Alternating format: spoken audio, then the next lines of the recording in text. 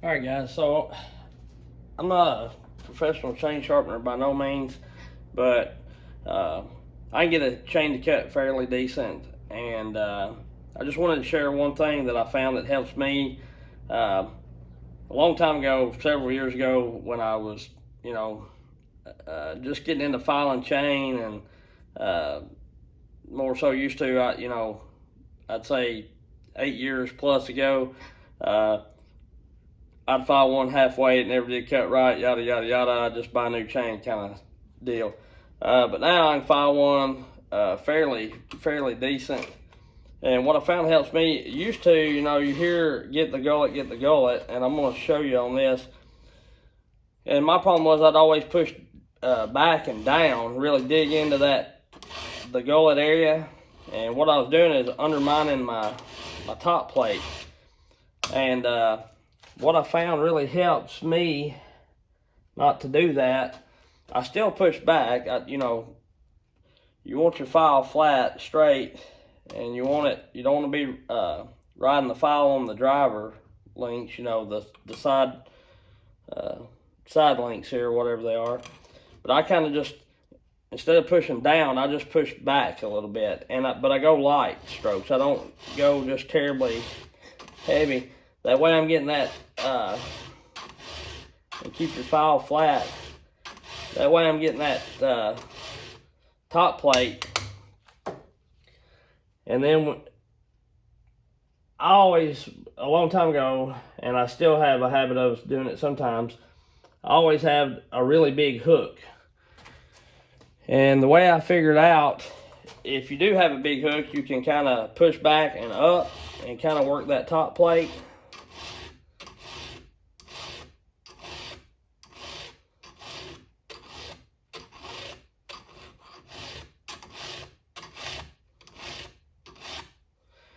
And that leaves you not such a big hook, but you don't want it too small.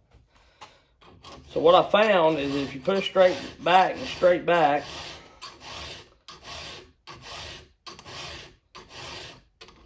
and not try to kill it, if you've got a good file, you can just do light strokes. I try to keep the corner. Let me see where you are at where I'm filing. I don't even know what tooth I'm filing on. That one there. Am I working on this one? Yeah, I was.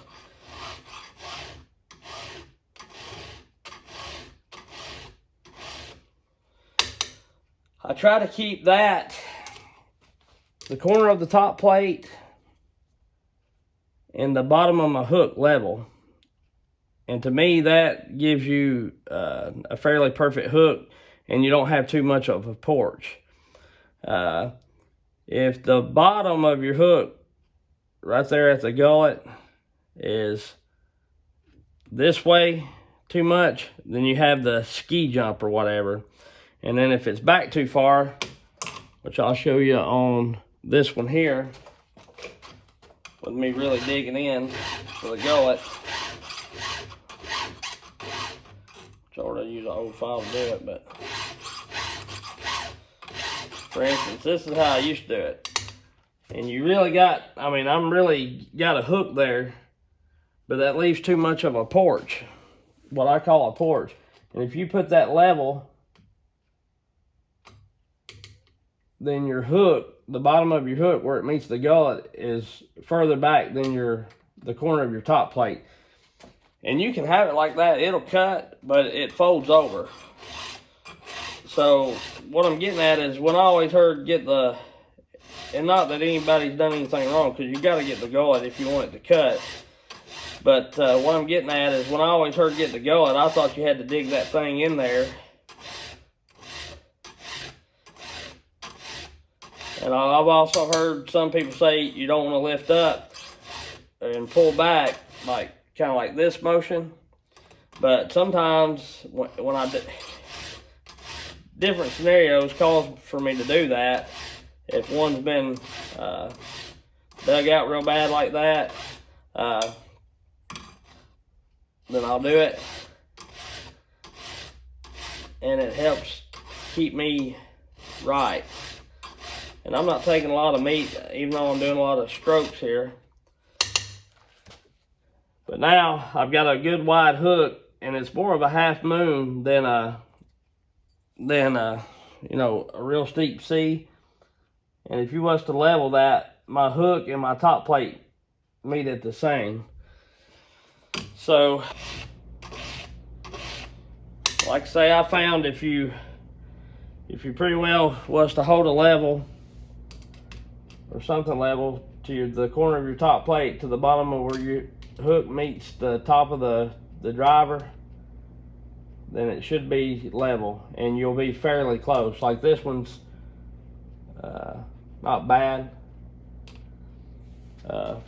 So anyway, I just wanted to share that with y'all. I hope it helps somebody if you're digging out too much. If you're not, then that's fine. If you know, I'm not saying you got to do it this way. I'm just saying if you're having trouble with that kind of deal, try it, and it may help you because it really did me. And like I say, the other way, when I was digging the gullet out, when I was having the porch or whatever, when I was having the porch, I could, you know, my chain would cut like crazy for about the first 2 cuts in really hard wood like that red oak. I about ripped my daggone nipple off. Jeez Louise.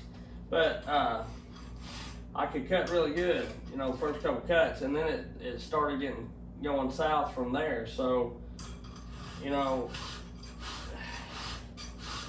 and I, of course, keep on cutting or whatever, and then I'd find when I got done for the day or whatever, I'd come back to sharpen or sharpen out in the field or whatever, and it seemed like my top plates were all bent over or bent up or jacked up, you know. And you've got to get the gullet, but you've got to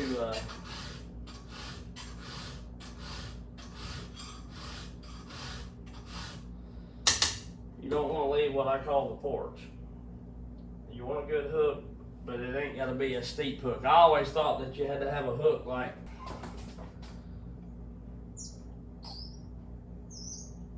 this, you know, really, really steep. Now that's more of a C. And now I found that I like my hooks like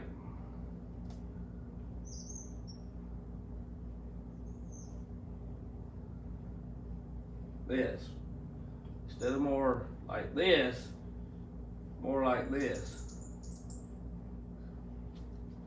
I'm gonna call it a half moon for hardwood. Now in softwood or something like that, it may work better, but I know it's hard for y'all to see. But that's just the way that I found that it works better for me in the hardwood situation, and I'm not leaving a flimsy piece out there on my top plate on my cutter edge to fold over or get damaged up really easy. Which when it's like that, it's really sharp for the first bit, but then it goes south really quick, like I said. So anyway, hope this helps somebody. Try it, play around with it if you want to, if you're having trouble. If not, if you're already good, then this video ain't for you. So we'll catch y'all on the next one. Thanks, appreciate it. Got that 661 fired up with that chain. Sharpening the way I was telling you about the hook being even, not too much of a porch and everything. I've already made quite a few cuts. About all that you see right there, ripped down long ways, you know, in quarters or whatever. It's hard to split because it's got knots. So plus I'm wanting to break my saw in and play with the saw. I really like that 661 feel already. Honestly, when you go from grabbing it to the 500i, you can't tell a big difference if you're running a 28-inch bar.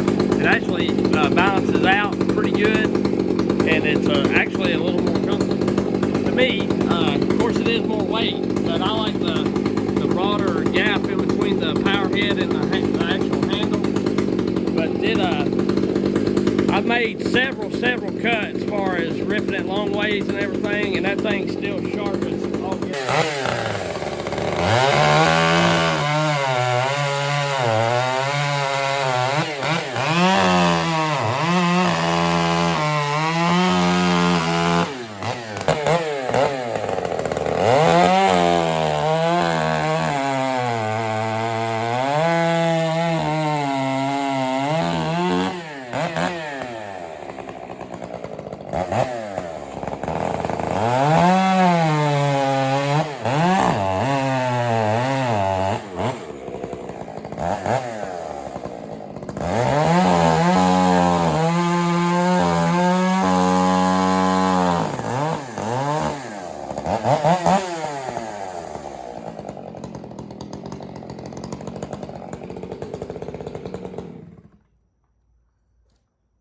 a dirty wood and all, you know, that's what you get.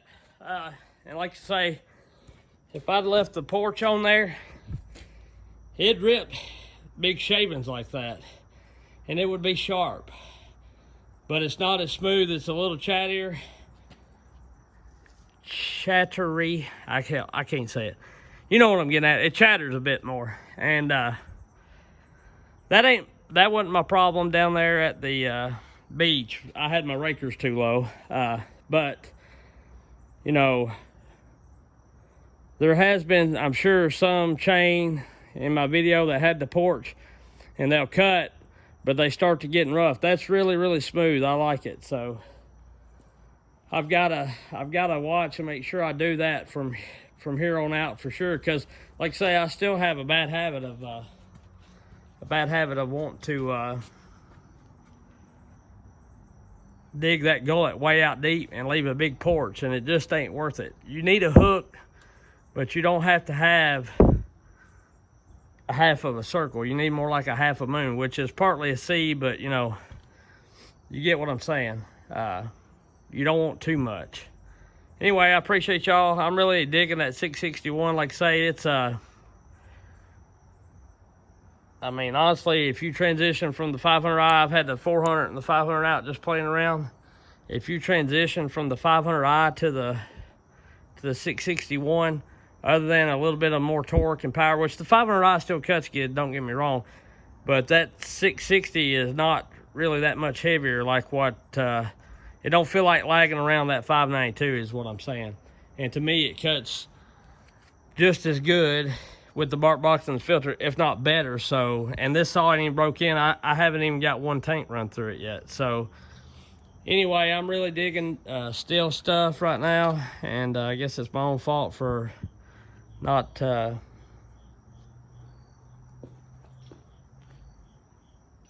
wanting steel before, you know. Knowed some people that had bad experiences. They were a whole lot more costly, all that kind of stuff, and I just always had good luck out of Husqvarna. Not that there's anything wrong with Husqvarna, but steel's just better. Steel is still your daddy. Woo!